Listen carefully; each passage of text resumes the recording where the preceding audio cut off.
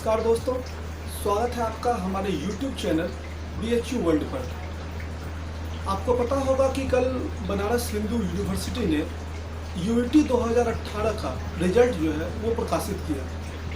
उस रिजल्ट के प्रकाशित होने के साथ ही हमारे पास कॉल्स, मैसेजेस और ईमेल्स की जो है वो एक झड़ी सी लग गई।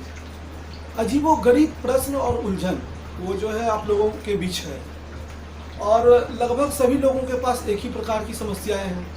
तो हमने सोचा कि इस टॉपिक पर एक वीडियो बना दिया जाए जिसमें कि आपके results, cut off, counselling, fee structure और हॉस्टल उसके संबंधित सारी समस्याएं जो है वो एक ब्रीफली कम से कम आपकी समझ में आ जाए। पहले बात करते हैं कट ऑफ की।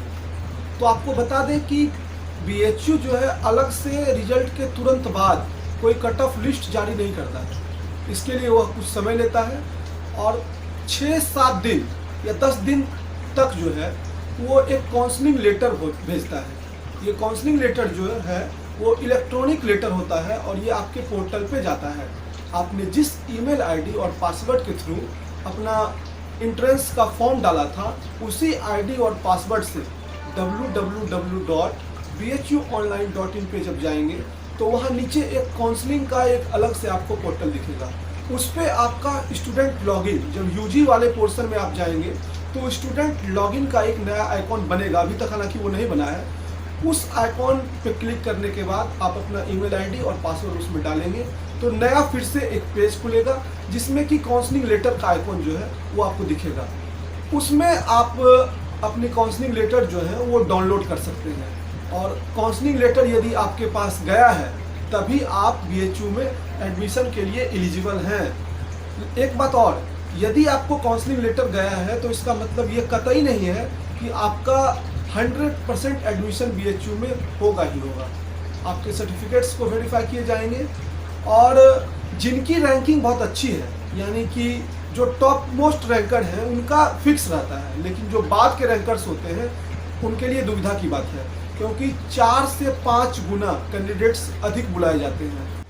एक इम्पॉर्टेंट प्रश्न ये है कि कितने रैंक्स तक एडमिशन होंगे। अब सारे कोर्सेज के बारे में यहाँ अलग अलग बताना ये तो थोड़ा टफ है, लेकिन एक जनरल वे में आपको समझा दें। जैसे BA सोशल साइंस में लगभग 450 सीट्स हैं, BA आर्ट्स में लगभग 650 सीट्स हैं, BSc साइंस मैथ्स ग्रुप में लगभग 350। इसी प्रकार अलग अलग कोर्सेज में नंबर ऑफ सीट्स जो है वो अलग अलग है। जनरल स्टूडेंट्स जो हैं, जनरल वाले जो हैं वो डबल इसका कर लें। जैसे 450 सीट्स हैं तो 900, जिनकी रैंक BA सोशल में 900 तक है और BA आर्ट्स में लगभग 1200-1300 तक है और BSc साइंस में 700-750 तक। उतने लोगों का एडमिशन जो है वो लगभग हो जाएगा।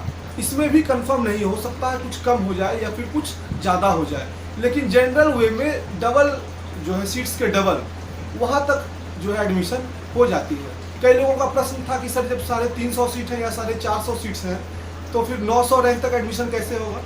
जनरली होता ये है कि अलग अलग स्टूडेंट्स जो एक ही स्टूडेंट्स जो हैं वो अलग अलग स्ट्रीम में फॉर्म डालते हैं तो एडमिशन तो वो किसी एक ही जगह लेंगे। तो जैसे BA आर्ट्स में भी अप्लाई किया और BA सोशल में भी अप्लाई किया और BSc में भी अप्लाई किया। अब तीनों जगह वो अप्लाई किया और तीनों जगह उनकी रिजल्ट आ गई है तो वो लेंगे किसी एक में, तो वो एक जो दो जगह जो है वो सीट वो वैकेंट चली जाती है। इसलिए ये फ्लक्चुएट करता है। OBC वाले 100-200 रैंक और जनरल वालों से अधिक, और इसी प्रकार SC ST वाले जो है वो 300-400 रैंक जनरल कैटेगरी से अधिक मान लें। इतने में ही आपका एडमिशन होगा फिक्स वालों का। इसके बाद कट ऑफ कितना फ्लक्चुएट करेगा ये हर बार अलग अलग निर्भर। एक बड़ा इंपॉर्टेंट प्रश्न ये है जो बार बार पूछा जा रहा है, वो है कि मेन कैंपस और एफिलिएटेड कॉलेज क्या है। मैंने पहले भी वीडियो में बताया है कि बनारस हिंदू यूनिवर्सिटी जो मेन कैंपस लंका में आपको दिखता है, इसको मेन कैंपस कहते हैं। और शहर में जो कॉलेजेस हैं इससे इतर जो BHU से संबंध है उसको एफिलिएटेड कॉलेजेस कहते हैं। एफिलिएटेड कॉलेजेस में भी BHU के थ्रू ही एडमिशन होता है। तो एफिलिएटेड कॉलेज में मैंने जो कट ऑफ बताया, जो रैंकिंग बताई, वो जनरली मेन कैंपस के लिए बताया। एफिलिएटेड कॉलेज में इससे अधिक जाएगा, वहाँ पे जितने सीट्स हैं फिर आप उसके डबल करते जाएं और इस हिसाब से ही वहाँ भी एडमिशन होता है। एक और इम्पोर्टेंट प्रश्न बार बार आता है, वो पेड सीट से संबंधित। कुछ लोगों को लग रहा है कि पेड सीट पर बहुत अधिक रुपये देकर जो है एडमिशन हो सकता है, लेकिन ऐसा कुछ नहीं है। पेड सीट की एक निश्चित फिक्स्ड वैल्यू है, जैसे कि 15,000 अभी पेड सीट की वैल्यू है। जनरल फी जो है वो 2,000 रुपये है। आइए फी स्ट्रक्चर पे बात कर लेते हैं। जनरल फी जो है वो 2,000 रुपये है 1 साल की सामान्य तौर पे, और पेड सीट में जो है वो 15,000 एक्स्ट्रा पर ईयर लगता है। तो उसमें भी उन्हीं को कॉल लेटर जाएगा जो कि मेरिट में है। जैसे कि 900 सीट्स तक जनरली एडमिशन हुआ जनरल वालों का, और वहाँ पे बंद हो गया एडमिशन होना। तो अब जो अगले कुछ सीट्स बचे हुए हैं, 60-70 सीट, 15% टोटल सीट का, वो पेड सीट में एडमिशन लिया जाता है। उसमें जो है 15,000 रुपये पर ईयर एक्स्ट्रा लगता है, और उसमें भी मेरिट के हिसाब से ही एडमिशन होगा। इसमें यानी कि ऐसा कुछ नहीं है कि जिनके मार्क्स कम है उनका भी पेड सीट में हो जाएगा।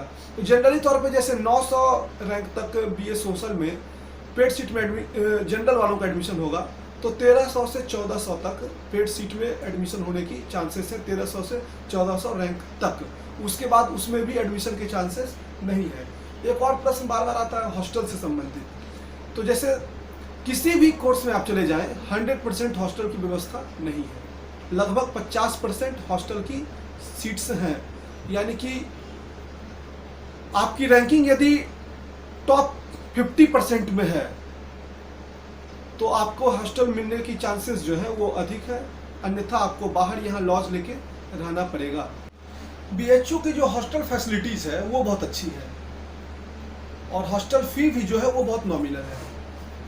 3 से 4,000 रुपये हॉस्टल की 1 साल की फ़ी है, और उसमें 2,000 रुपया जो है वो रिफंडेबल होता है, कॉशन मनी होता है। जैसे कुछ चीज़ें होती हैं, पंखा, लाइट्स, इन सब चीज़ों के लिए कॉशन मनी लिया जाता है, और वो साल के अंत में आपको रिफंड कर दिया जाता है। यानी कुल मिला के 1 महीने का अगर आप देखें तो 200 से 250 रुपया लॉजिंग का जो है वो चार्ज है। और फूडिंग के लिए हॉस्टल में व्यवस्था होती है, मेस चलते हैं, जिसमें कि डाइट के हिसाब से या मंथ के हिसाब से आपको पैसे देने होते हैं। अगर आप डाइट के हिसाब से देते हैं तो 40 रुपये पर डाइट अभी चल रहे हैं, और मंथ के हिसाब से अगर आप जोड़े तो लगभग 2200 से 2500 रुपया फूडिंग का आपको 1 महीना में खर्च आएगा।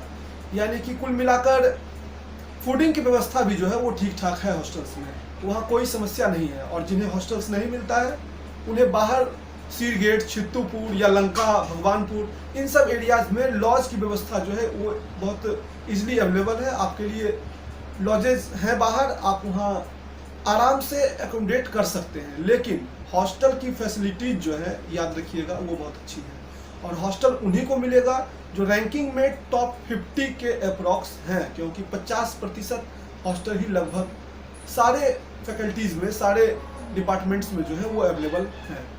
और इसके अतिरिक्त यदि बात करें हम काउंसलिंग की, जो सबसे इम्पॉर्टेंट है, तो याद रखिएगा कि आप अभी लगातार 2 बार दिन में, एक बार सुबह और एक बार शाम, bhuonline.in जो है इस पोर्टल को जरूर खोलें। काउंसलिंग में जाएं, काउंसलिंग पोर्टल पे, और काउंसलिंग पोर्टल पे आप देखें यदि यूजी लॉगिन का आइकॉन बन गया है तो उसमें अपना आईडी और पासवर्ड डालें, और काउंसलिंग लेटर पे जाके क्लिक करें।